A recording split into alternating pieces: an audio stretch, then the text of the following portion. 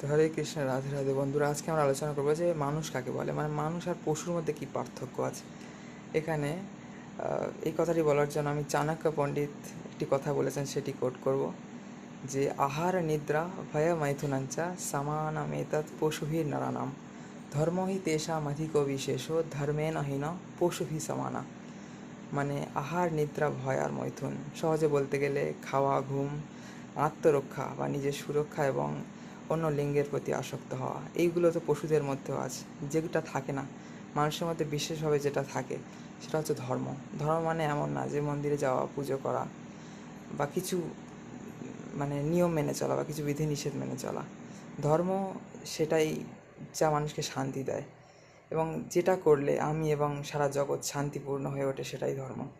ঠিক আছে, সেটা ভগবানের সাধনা বলেন আর যে কোনো পরোপকার বলেন, ঠিক আছে, সবই ধর্ম।